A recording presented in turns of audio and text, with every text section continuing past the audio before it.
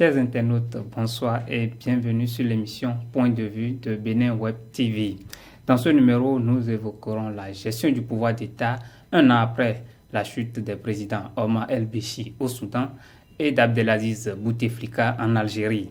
Mais bien avant ce sujet éminemment politique, nous irons au plan sécuritaire pour faire le point de l'offensive lancée par l'armée tchadienne contre la secte islamiste Boko Haram. Pour en débattre, je reçois mon invité maison, Vincent Deguenon. Vincent, bonsoir. Bonsoir. En face de lui, j'ai Pancras Louvou. Il est journaliste et spécialiste des questions internationales. Pancras, bonsoir. Bonsoir Mathurin et bonsoir à tous les internautes. Bienvenue dans le locaux. Merci. Voilà, après avoir essuyé un revers historique dans une attaque de Boko Haram, l'armée tchadienne a lancé une offensive contre ce groupe islamiste. Après plusieurs jours de combat sous la supervision du président Idriss Déby, le bilan fait état de 52 soldats tués et 1 millier de terroristes neutralisés. Vincent Deguenon, quelle appréciation faites-vous de cette offensive tchadienne? Ah oui, c'est un acte de bravoure que Idriss Déby a mené, qui est vraiment à saluer, parce que il a fallu que le numéro 1 du Tchad puisse se lever pour donner un signal fort pour montrer que en réalité les États africains peuvent. Nous sommes en mesure de vaincre cette islamiste Boko Haram qui sévit, et réellement par cette opération, Idriss Déby l'a prouvé. Idriss Déby l'a prouvé. Pancras, est-ce que vous pensez comme d'autres qui disent aujourd'hui que le Tchad a finalement pris sa revanche sur le groupe terroriste nigérien? Bien évidemment, c'est une initiative qu'on ne peut qu'apprécier de façon positive. En étant un citoyen épris de la paix et épris de la sécurité de son pays, on ne peut encourager toute intervention visant à neutraliser ou à abattre les terroristes. C'est un acte pour moi qui n'a pas été une surprise, puisque connaissant le Tchad, c'est une puissance militaire. C'est le contraire qui m'aurait étonné. Donc j'ai apprécié de façon positive cette intervention de l'armée tchadienne. Maintenant, reste à savoir si le résultat obtenu est ce qui est souhaité, puisque un résultat a été obtenu. Mais est-ce que c'est le résultat voulu? Et après cette riposte, c'est quoi la suite? Voilà, c'est quoi la suite? C'est la question qu'on se pose. Vincent Deguenon, après cette attaque, après l'offensive qu'il a dénommée au collet de Bouma, le Tchad a quand même subi une attaque où il a perdu une centaine de soldats. Après, il a perdu 52 soldats. Mais de l'autre côté, on déploie un millier de combattants tués. Est-ce que relativement le bilan est mitigé? Bon, pour le moment, on ne peut pas parler d'un bilan mitigé parce qu'il faut reconnaître la force de l'adversaire. Boko Haram a sévi pendant longtemps. Ils ont eu le temps de s'organiser, ils ont eu le temps de maîtriser le territoire laissé par l'État régulier. L'État régulier, donc, ce qui a fait que si l'armée régulière va parler de 52 soldats tués, c'est vrai qu'une vie humaine demeure très précieuse, mais ce n'est pas pour autant qu'on va parler d'un bilan mitigé. Maintenant, la question qu'on doit se poser, c'est la suite. Est-ce qu'on va encore laisser du terrain à l'ennemi qui aura encore le temps de repositionner, de se restructurer et encore attaquer avant qu'on puisse ne parler de fin de Boko Haram? Parce que si jamais il se replie, parce que c'est ce qu'on a constaté, il se replie, ça veut dire que le territoire est laissé. On leur donne le temps de pouvoir remettre leur structure en place et d'attaquer. C'est ce que nous craignons actuellement. Dans le même temps, le président Idriss Déby a quand même annoncé les couleurs. Il a dit que son armée restera en place avant de rendre le relais à l'armée nigériane. Pancras, est-ce que vous pensez aujourd'hui que le Tchad a les moyens de mettre un verrou sur le contrôle pour quand même chasser très loin ces islamistes-là? J'ai toujours dit, depuis que cette guerre a été engagée contre le groupe terroriste Boko Haram, le Tchad a bel et bien les moyens d'abord d'affronter ce groupe terroriste Boko Haram. Le problème du Tchad, c'est qu'il n'est pas soutenu, par les États voisins, parce que vous convenez avec moi, même à une échelle très basse, une personne ne peut pas faire le travail qui revient à plusieurs personnes. Donc, le Tchad est pratiquement le seul pays au front qui combat le groupe djihadiste Boko Haram. D'accord? C'est un pays capable, mais il va falloir que ce pays soit soutenu par ses voisins, à savoir le Nigeria, le Niger et le Cameroun. Ce qui ne se fait pas pour le moment. Voilà, parlant du soutien, le président Idriss Déby, il a martelé, il a dit qu'il a combattu seul Boko Haram sur le terrain. Et qu'est-ce qui justifie aujourd'hui cette passivité des autres États dans la lutte contre Boko Haram? Lorsque vous voyez un peu ce qui se passe, c'est d'ailleurs regrettable parce qu'on voit qu'apparemment le Nigeria a la logistique pour faire face à Boko Haram, mais ils ont un problème interne qui fait que jusque-là, ils n'arrivent pas à aller au front comme le Tchad le fait. N'en parlons pas, le Cameroun est à plusieurs fronts. Le Cameroun, jusque-là, est resté passif. Donc, au niveau du Nigeria, il va falloir régler ce problème interne qui est l'organisation au sein de l'armée. On voit, il y a beaucoup d'organisations qui ont dénoncé, premièrement, la corruption au niveau de l'armée. Il y a les informations qui sortent, ce qui ne devait pas être le cas. Il y a des gens qui se retrouvent dans l'armée, mais qui sont des éléments de Boko Haram. Beaucoup de problèmes internes. Et là, ça reste des suspicions. Oui, c'est des suspicions. Et c'est clair, on ne peut pas prouver. Voilà. Mais une chose est claire, jusque-là, les tentatives de l'armée nigériane pour vaincre Boko Haram sont restées vaines. Pourquoi le Tchad a réussi? Cela voudrait dire qu'au niveau de l'armée tchadienne, ça a été bien organisé. Mais le Nigeria peut aussi le faire. Le Nigeria peut aussi le faire. Justement, c'est la grosse interrogation actuellement parce que à la fin de l'opération, Idriss Déby, il est retourné dans la capitale N'Djamena. Mais la grande annonce qu'il a faite, c'est que son armée, ses troupes ne participeront plus aux opérations anti-djihadistes dans la région. Pancras, est-ce que c'est un coup dur pour le Nigeria et le Niger? Mais c'est un vrai coup dur. D'abord, vous imaginez, c'est ce qu'on dénonce depuis des années. Ce n'est que le reflet, d'accord, de la faiblesse de nos États. Le manque d'union, d'accord.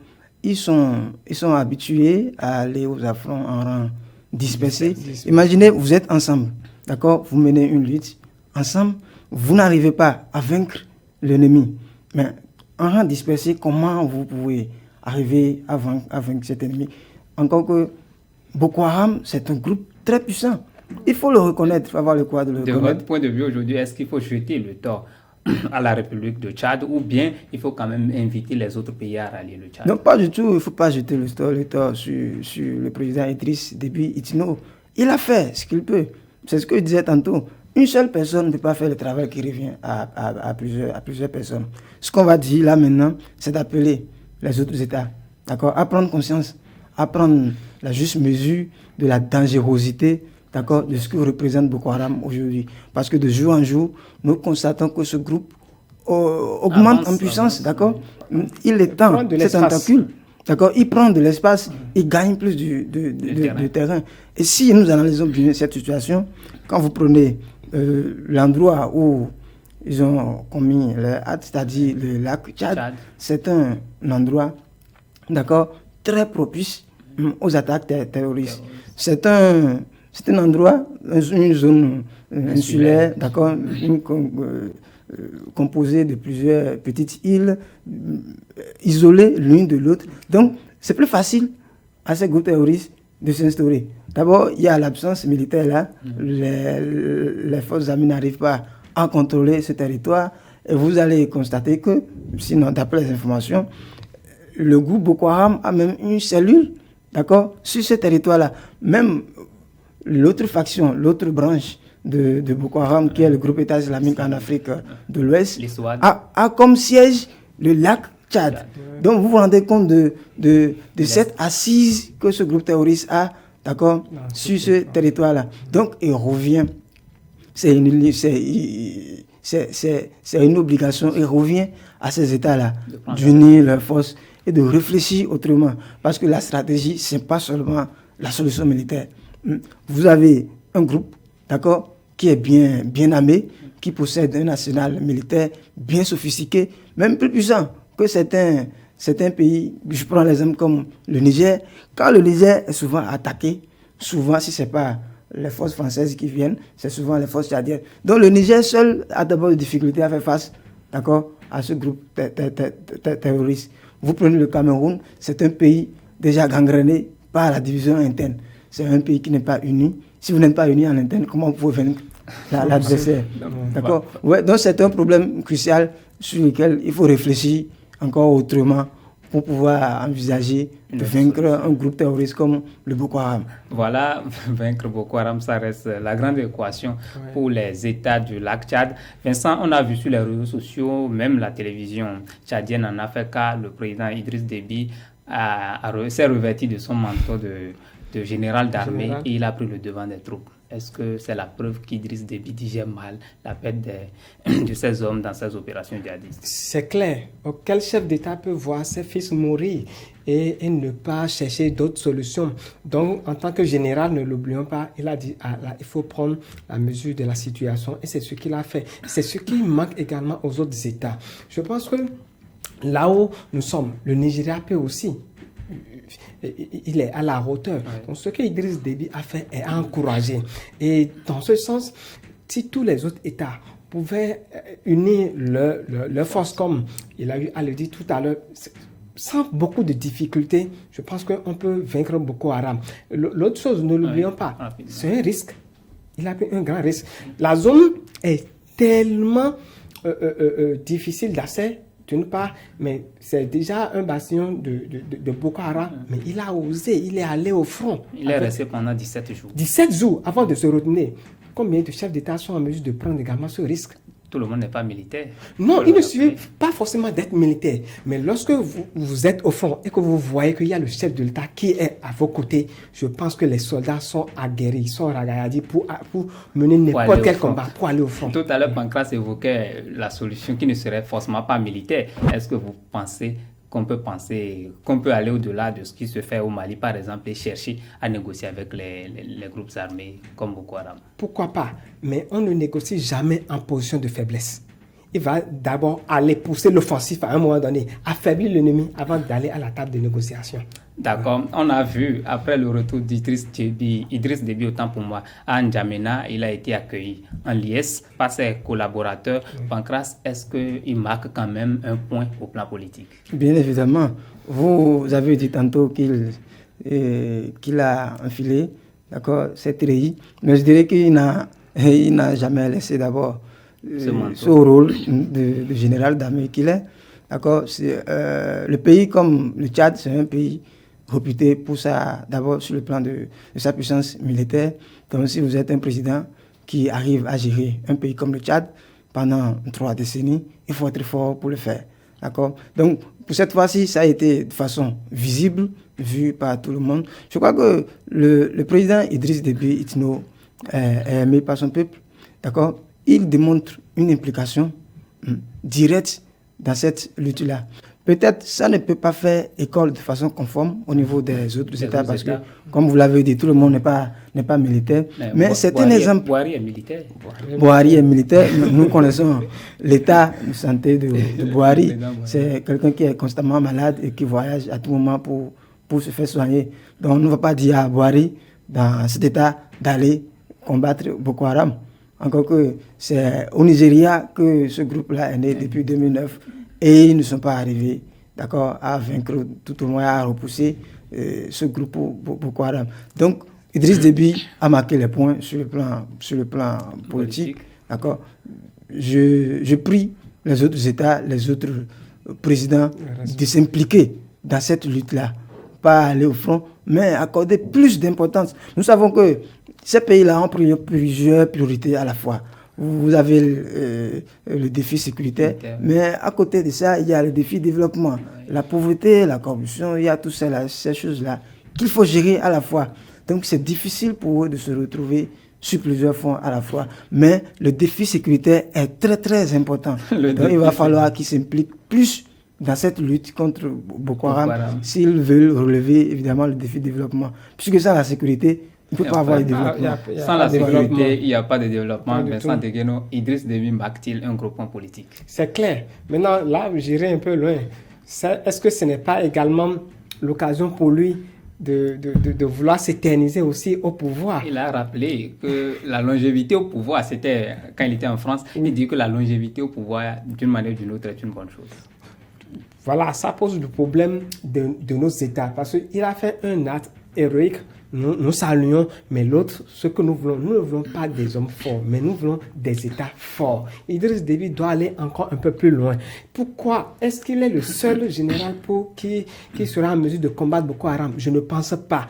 L'État doit s'organiser pour que même après lui, ça doit continuer. Donc, c'est l'appel que nous devons lancer au général Idriss Déby pour faire du Tchad un État fort sur le plan militaire pour combattre Boko Haram, et pour qu'il ne cherche pas pour dire, bon, je suis le seul en mesure de combattre Boko Haram, raison pour laquelle je vais continuer à rester au pouvoir. Nous allons trouver la page du Tchad pour nous rendre au Soudan pour parler de la situation politique dans le pays, un an après la chute du président Omar el-Béchi. Pancras, je commence par vous. Après un an, qu'est-ce qui a aujourd'hui évolué au Soudan en termes d'acquis démocratique, par exemple? Oui, peut-être ce n'est pas aussi visible qu'on aurait souhaité, mais il y a d'acquis. Personne n'aurait imaginé, d'accord, le départ du président Omar el-Béchi il y a de cela 10 ans ou même 5 ans. C'est l'homme fort, l'homme important, présent sur tout le terrain. Donc, en ce qui concerne d'acquis, au moins, il est parti. C'est déjà un acquis. C'est un gros point. Oui, il est parti, c'est déjà un acquis. Maintenant, nous avons un conseil de transition qui a été mis en place. Peut-être c'est géré par les militaires, d'accord. Partagé avec les civils. Voilà, qui est largement représenté par des civils. Et un gouvernement mis en place qui est géré par un premier ministre civil. Donc tout ça là, ça fait partie des acquis ce peuple a obtenu suite à sa lutte. Mais en dehors de ça, si on va sur le plan diplomatique, il y a également des efforts qui est en train d'être fait par l'actuel Premier ministre. Vous n'êtes pas sans savoir qu'il a effectué tout récemment une visite à Washington. Si on se refait à la relation qu'entretenait le Soudan avec les États-Unis, c'était une relation tellement froide. D'accord? C'est un pays qui a vécu pendant une vingtaine d'années sur l'embargo des États-Unis. C'est un pays classé parmi les États soutenant le terrorisme. Vous voyez, ils ont à la tête un président qui est tout le temps en cabale, ne peut pas se déplacer là où il veut parce qu'il est recherché par la CPI. Donc, dans ces conditions, vous avez un Soudan auparavant coupé du monde en quelque sorte. Mais depuis l'arrivée d'un nouveau régime, on constate qu'il y a un effort qui doit être fait. Le Soudan s'ouvre petit à petit au restant du monde. Le Soudan s'ouvre petit à petit. Vincent Deguenon, 11 avril 2019, 11 avril 2020, il y a de cela un an que le président Omar el-Béchi était contraint à rendre le fauteuil présidentiel. Qu'est-ce que vous retenez aujourd'hui du départ de cet homme? Ok, sur le plan politique, il y a des avancées, mais sur le plan économique, rien n'a presque bougé. Rien n'a bougé. Et c'est cela ce que le peuple veut. Parce que ne l'oublions pas, tout a commencé par le pain. Ah oui, le prix du pain. Le prix du pain. Le triplement du prix du pain. Exactement. Voilà. Actuellement, qu'est-ce qu'on me dit par rapport à la population? La population souffre toujours. Il y a manque du minimum pour les Soudanais jusqu'à présent. Et l'autre chose, lorsqu'on parle de l'ouverture, jusque-là, est-ce que les Soudanais ne sont pas encore en train de rentrer dans la désillusion? C'est la question qu'on va se poser parce qu'on voulait faire partie Omar el-Béchi, mais ce n'est pas faire partie Omar el-Béchi pour le faire partie, c'est pour obtenir gain de cause, c'est pour que la population puisse avoir un minimum. Mais jusque-là, rien ne se ressent. Il faut du temps. Oui, exactement, c'est ce que je dis. Et on vient de boucler 12 mois. 12 mois. Nous sommes à l'heure du Il faut du temps. Nous allons mourir avant que ce temps ne vienne. Et l'autre chose, ne l'oublions pas. L'autre chose, ça crée encore par rapport à la stabilité. Donc, c'est pour dire que non seulement la population n'a pas encore obtenu ce qu'elle veut, mais tout peut basculer à tout moment. Tout peut basculer à tout moment, Pancras.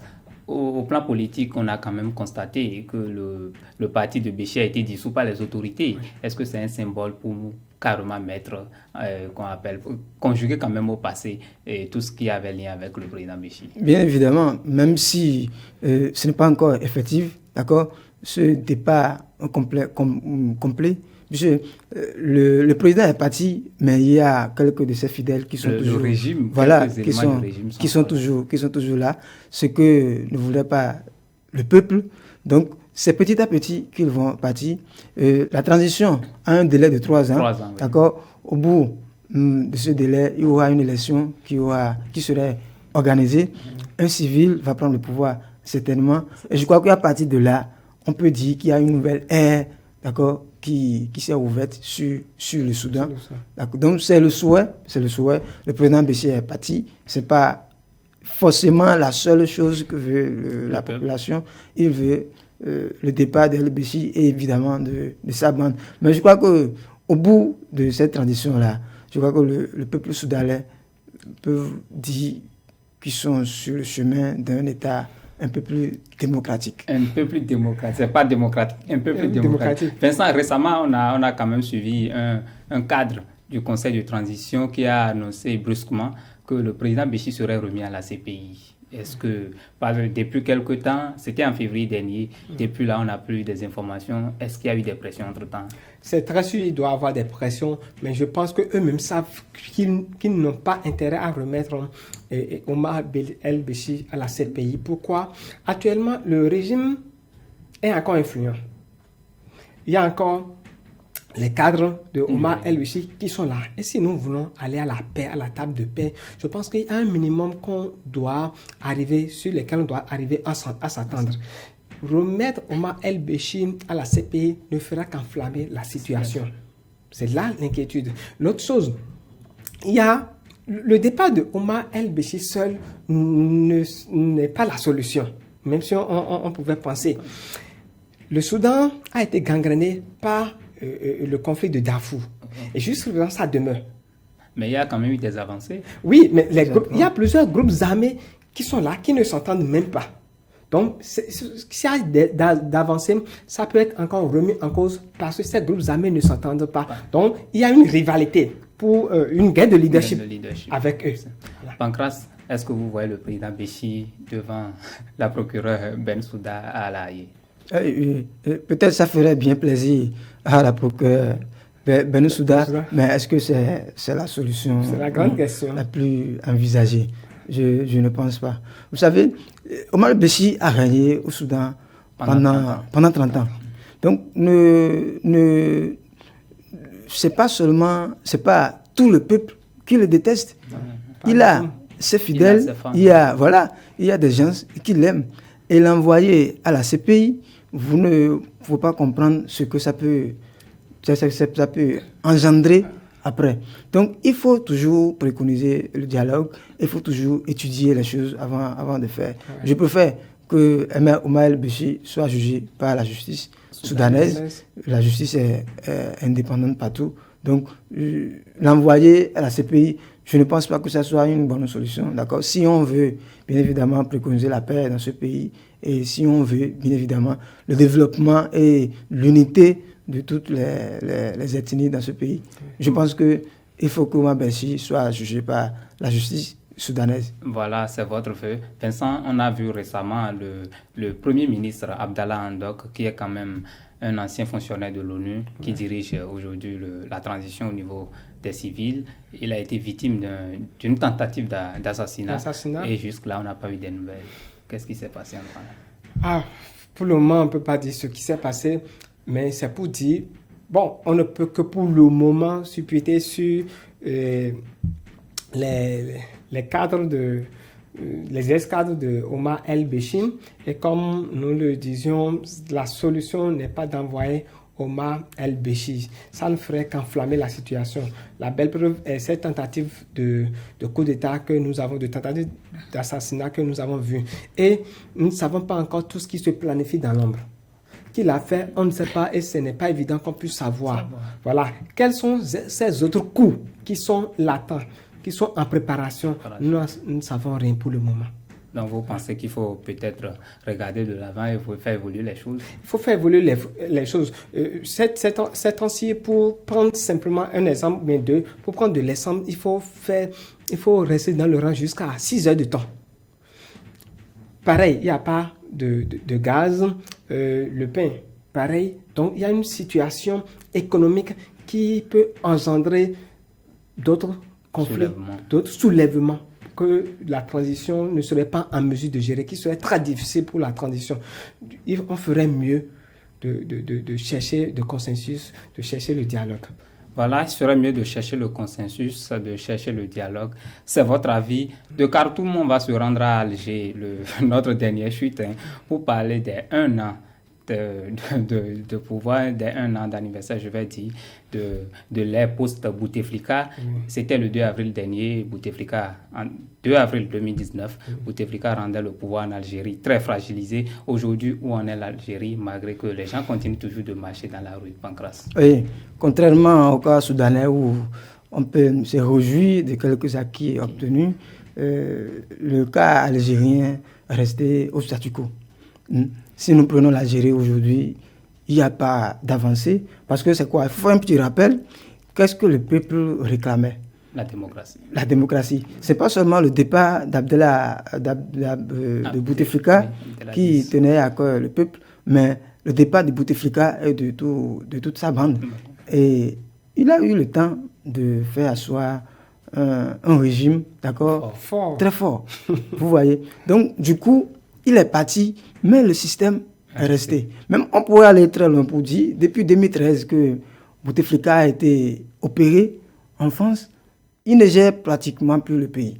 Il ne peut plus marcher, et il ne peut rien faire avec il ne suffit pas de marcher pour gérer. Il ne peut même plus parler. Non, il parle. Il ne peut plus parler, il est souvent dans son fauteuil. Donc, ce qui voudra dire que sous ces conseils-là, c'est le Premier ministre, ce sont ses disciples qui géraient le pays. Donc, même son départ ne causerait même pas de problème parce qu'il ne gérait pratiquement plus rien. Donc, avant, il a été, disons, gardé en otage par un groupuscule d'individus qui restaient dans son ombre pour préserver leurs intérêts. Du coup, il est parti, mais le système est resté. Quand vous prenez l'actuel président, c'est quelqu'un qui a servi le régime pendant des décennies, Premier ministre sous Bouteflika. Donc on ne peut pas dire que ça, c'est une nouvelle passager, il faut le rappeler. Oui, mais il a été Premier ministre de toute façon. Voilà. Contrairement à ce qui se passe à Khartoum, Pancras pense qu'en Algérie, c'est toujours le statu quo, Vincent. Oui, c'est le statu quo. Et actuellement, le régime en place a même d'autres arguments pour se mettre correctement en place. C'est la pandémie du coronavirus. On use de cette pandémie maintenant pour faire encore plus de répression. Parce que on a transformé la guerre sanitaire en conflit civil. Voilà, donc le régime est en place, bien en place, mais rien ne nous montre que le peuple algérien puisse obtenir gain de cause par rapport à leurs revendications de base. Ce n'est du tout pas évident. Mais aujourd'hui, est-ce que vous voyez quand même une nette différence entre la gestion Tebboune et la gestion Bouteflika? Différence? Pas pour le moment. Pas pour le moment. Pancras? Vous savez, bien que l'actuel président, d'accord, aurait l'envie de se démarquer, de faire de la différence par rapport à l'ancien régime, ça ne peut pas se constater maintenant. Vous savez, le peuple a une particularité.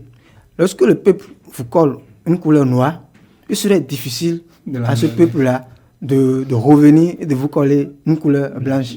Donc, l'actuel président a été déjà considéré comme le disciple, l'ancien disciple, d'accord, de Bouteflika. Donc, il est difficile à ce peuple de le dire, voilà, il est animé de bonne foi, donnez-lui un peu de temps. Non, je crois que la contestation va encore continuer, mais il est évident que ce système ne partira pas du jour au lendemain, parce que c'est un système qui a eu le temps de se mettre en place.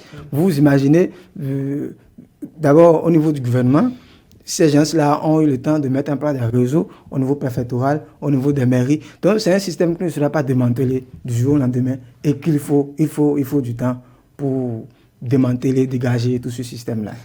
Dans le même temps, le Irak est quand même forcé de plier ses bagages dans les rues par la pandémie du coronavirus. Vous pensez qu'au retour, quand les choses seront déjà dans l'ordre normal, est-ce que ceux-ci auront toujours le courage de poursuivre la manifestation?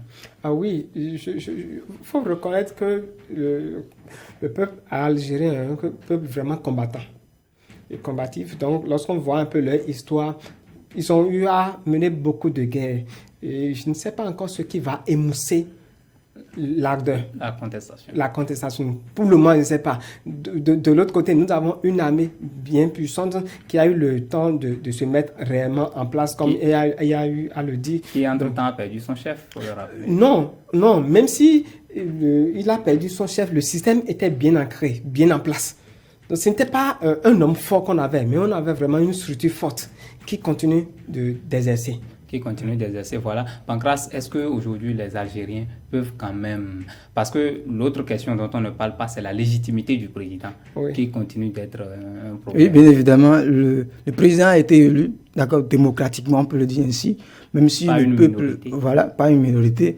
Bon, même si le peuple conteste, on s'en tient aux chiffres des unes.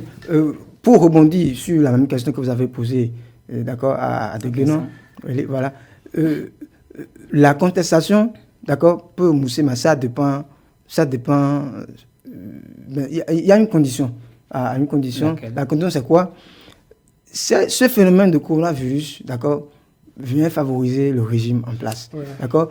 Il peut profiter de cette situation et poser des actes, pour prouver à la population, voilà, sa bonne foi, qu'ils veulent, c'est évidemment se démarquer de l'ancien régime. Le peuple n'est pas bête. D'abord, le peuple est conscient. Si, évidemment, il pose des actes que le peuple veut, bien évidemment, le peuple peut lui donner un peu de temps pour poursuivre sur cette lancée-là. On sait savoir si le peuple algérien a ce sens de recul. Quand vous observez les pays maghrébins, ce sont des gens qui sont déterminés. Et quand ils décident d'aller, ils vont jusqu'au bout. Ce sont des gens qui sont déterminés et quand ils veulent aller, ils vont jusqu'au bout. Voilà, amis internautes, merci de nous avoir suivis.